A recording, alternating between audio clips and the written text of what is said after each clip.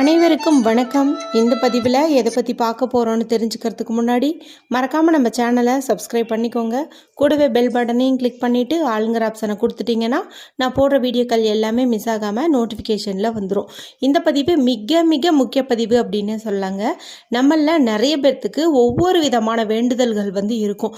சில பேருக்கு 10 வருஷமாச்சு இன்னும் எங்களுக்கு குழந்தை பாக்கியம் கிடைக்கல, அதுக்காக ஏங்கிட்டு இருக்கோம், ட்ரீட்மெண்ட் எடுத்துகிட்டு இருக்கோம், அதில் எங்களுக்கு பாசிட்டிவான ரிசல்ட் வரணும் அப்படின்னு சொல்லி வேண்டுவீங்க.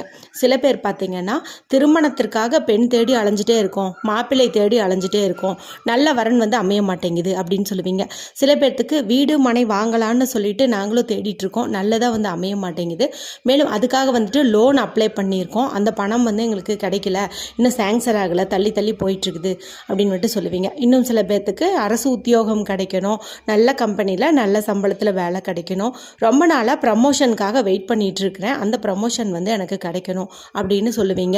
இன்னும் சில பேர் பார்த்தீங்கன்னா எங்களுடைய கணவர் பார்த்தீங்கன்னா என்னை விட்டுட்டு வேற ஒரு பொண்ணோட தொடர்பில் இருக்காங்க, அவங்க அந்த பொண்ணை விட்டுட்டு என் கூட சந்தோஷமாக வாழணும் அப்படின்னு நினைப்பீங்க. இன்னும் சில பேர் எங்களுடைய காதல் கை கூடணும், வீட்டில் ஒரே எதிர்ப்பாக இருக்குது, ஆனால் நாங்கள் பேரண்ட்ஸோட சம்மதத்தோட கல்யாணம் பண்ணிக்கணும்னு நினைக்கிறோம், எங்களோட பெற்றவங்க மனசு மாறணும், எங்களோட கல்யாணத்தை அக்செப்ட் பண்ணிக்கணும் அப்படின்ட்டு நினைப்பீங்க. இப்படி ஒவ்வொருத்தங்களுக்கும் ஒவ்வொரு விதமான வேண்டுதல்கள் இருக்கும். இன்னும் சில பேர்த்துக்கு இந்த கழுத்தை நெறிக்கும் கடன் பிரச்சனை தீர்ந்துச்சுன்னா போதும் அப்படின்னு நினைப்பீங்க.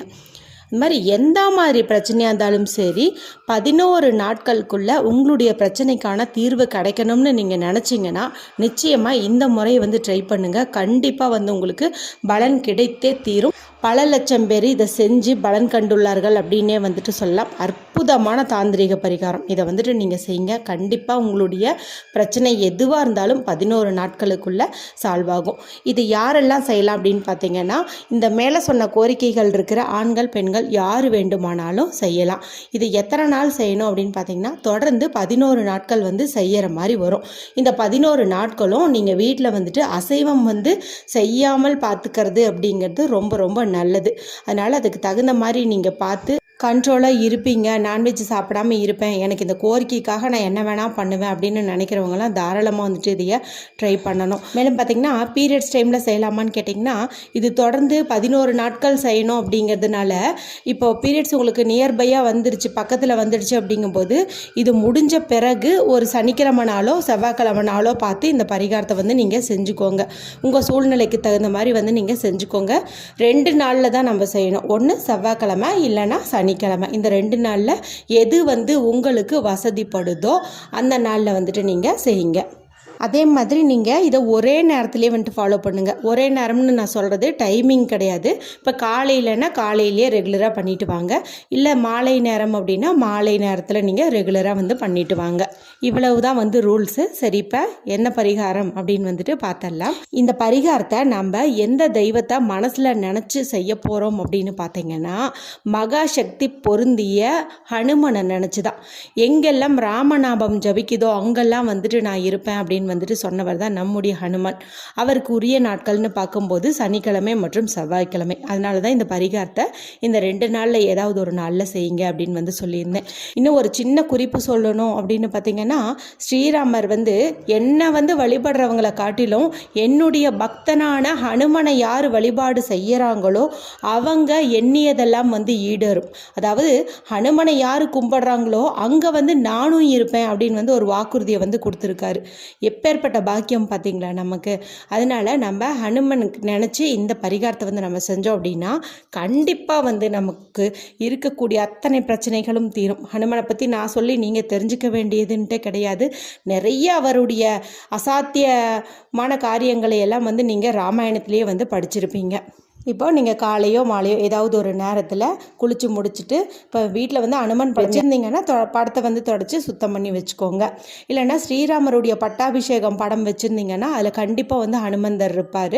அது கூட நீங்கள் தொடச்சிட்டு சந்தன குங்குமம் இட்டுக்கலாம். துளசி இலையாவது நீங்கள் படத்துக்கு சூட்டிக்கலாம். இந்த மாதிரி பண்ணிக்கோங்க. படம் இல்லைன்னு நினைக்கிறவங்க மனதில் நீங்கள் ஆஞ்சநேயரை நினச்சிக்கிட்டீங்க அப்படின்னாவே போதும். இப்போ நமக்கு தேவையானது அப்படின்னு பார்த்தீங்கன்னா 11 1 ரூபாய் ரூபாய் காயின் வந்து தேவைப்படுது. கண்டிப்பாக வந்து ரூபா தான் வேணும், ரூபா 5 ரூபா அப்படி எடுத்துக்கக்கூடாது. ரூபா நாணயம் 11 எண்ணிக்கையில் வந்து நீங்கள் எடுத்துக்கோங்க. அடுத்து ஒரு வெற்றிலை வந்து எடுத்துக்கோங்க. இப்போ முதல் நாள் நம்ம இந்த பரிகாரத்தை செய்ய போகிறோம்.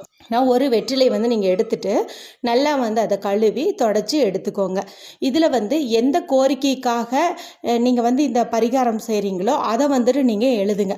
நல்ல வேலை கிடைக்கணும், குழந்தை பாக்கியம் கிடைக்கணும், கணவர் என்னோட ஒத்துமையாக இருக்கணும், இந்த மாதிரி உங்களுடைய கோரிக்கை எதுவாக இருந்தாலும் சரி ஒரு கோரிக்கையாக தான் கேட்கணும். முதல்ல ஒரு கோரிக்கையை நீங்கள் எழுதி 11 நாட்கள் வந்து இந்த பரிகாரத்தை செய்யுங்க. இந்த 11 நாட்களுக்குள்ளாரையே கண்டிப்பாக வந்து அது நிறைவேறிடும். அதன் பிறகு இன்னொரு 16 நாட்கள் நீங்கள் வேறு ஒரு காரணத்துக்காக இந்த பரிகாரத்தை வந்து செஞ்சுக்கலாம். சரிங்களா? இப்போ வந்துட்டு பேனாவாலேயே எழுதுங்க. ப்ளூ கலர் வந்து பயன்படுத்தி எழுதுங்க, பிளாக் மட்டும் வேண்டாம். ப்ளூ கலரில் இருக்கக்கூடிய பேனா, ஸ்கெட்ச் பென்சில், மார்க்கரை பயன்படுத்தி இந்த வெற்றிலையில் வந்துட்டு நீங்கள் உள் பக்கமாக வந்து எழுதுங்க. வெற்றிலையை கொண்டு ஒரு பரிகாரம் செஞ்சோம் அப்படின்னாவே கண்டிப்பாக அதில் வெற்றியே கிடைக்கும். இது உங்கள் எல்லாருக்குமே வந்துட்டு தெரியும். அடுத்து இது வந்து எழுதிக்கோங்க. அதில் இப்போ ரூபாய் நாணயத்தை வந்து நீங்கள் வைங்க. இப்போ உங்களுக்கு செந்தூரம் வந்து இப்போ நிறைய பக்கம் வந்து கிடைக்குது. நாட்டு மருந்து கடைகள்லேயும் கிடைக்குது, ஆன்லைன்லேயும் கிடைக்குது. அந்த செந்தூரம் வந்து வாங்கிட்டு வந்து வச்சுக்கோங்க. ஏன்னா அது ஹனுமந்தனுக்கு ரொம்ப ரொம்ப பிடிச்சது அப்படின்னு வந்துட்டு சொல்லலாம். இப்போ அதை எடுத்து இந்த ரூபாய் நாணயத்தின் மீது ஒரு பொட்டு வந்து வச்சுக்கோங்க. இப்போ இந்த வெற்றிலையை நல்லா ஒரு பேக்கெட் மாதிரி மடித்து ஒரு நூல் போட்டு சுற்றிக்கோங்க. இப்போ உங்களுடைய இடது உள்ளங்கையில் வச்சுட்டு வலது கை கொண்டு மூடிக்கிட்டு உங்களுடைய கோரிக்கையை வந்து நிறைவேறணும்னு மனதார ஆஞ்சநேயரை வந்து பிரார்த்தனை பண்ணிக்கோங்க. அதன் பிறகு நீங்கள் அதை அப்படியே பத்திரமா பூஜை அறையில் ஹனுமந்தர் படம் தான் அங்கேயோ இல்லை வேறு ஏதேனும் பெருமாள் படம் வச்சுருந்தீங்கன்னா அங்கேயோ வந்துட்டு வச்சுடுங்க.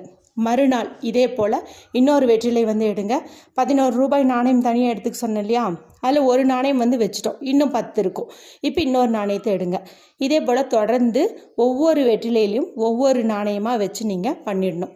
11 நாட்கள் நல்லபடியாக இதே மாதிரியே வந்துட்டு நீங்கள் எழுதியே வந்து பேக்கெட் பண்ணி வைங்க வெற்றிலையை. நல்லபடியாக வந்துட்டு வழிபாடு செஞ்சு முடித்த பிறகு இதில் இருக்கக்கூடிய இந்த காசுகள் இருக்குது இல்லையா, 11 ரூபாய் நாணயம், இதை வந்து உங்கள் ஊரில் உங்கள் வீட்டுக்கு பக்கத்துலேயோ பெருமாள் கோவில் இருக்குது, ஆஞ்சநேயர் கோவில் இருக்குது அப்படிங்கும்போது அங்கே கொண்டு போயிட்டு அந்த உண்டியலில் இந்த காசுகளை வந்துட்டு நீங்கள் போட்டு விட்டுருங்க. இந்த வெற்றிலை வந்து பார்த்திங்கன்னா முதல் நாள் வச்சது இதெல்லாம் பார்த்திங்கன்னா கொஞ்சம் காஞ்ச மாதிரி இருக்கும். இதை வந்துட்டு நீங்கள் ஏதாவது பசுமாட்டுக்கு கொடுக்கறதோ இல்லை கால்படாத இடத்துலையோ வந்துட்டு போட்டுருங்க.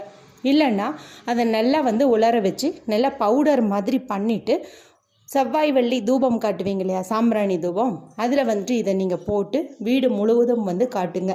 இதன் மூலமாக உங்கள் வீட்டில் எந்த ஒரு துஷ்ட சக்திகளும் வந்து நெருங்காது, நேர்மறை ஆற்றல்கள் வந்து அதிகரிக்கும். ரொம்ப ரொம்ப பவர்ஃபுல்லான பரிகாரங்க இது. வந்து குழந்தைங்க நம்ம சொல் பேச்சு கேட்கல, படிக்க மாட்டேங்கிறாங்க, எப்போ பார்த்தாலும் வீடியோ கேம் விளாண்டுருக்காங்க அப்படின்னு நினைக்கிற பேரண்ட்ஸும் குழந்தைங்கள மனசில் வச்சுக்கிட்டு இந்த கோரிக்கையை எழுதிக்கிட்டு நீங்கள் வந்து இந்த பரிகாரத்தை வந்து செய்யலாம். அற்புதமான பலன்கள் வந்து கிடைக்கும். ஒரு முக்கியமான விஷயங்க, அதாவது இப்போ நீங்கள் என்ன நினச்சிங்களோ அது கண்டிப்பாக வந்து 11 நாட்களுக்குள்ளேயே வந்து நடந்துடும். ஏன் 4-5 நாளைக்குள்ளேயே கூட நடந்துடும்.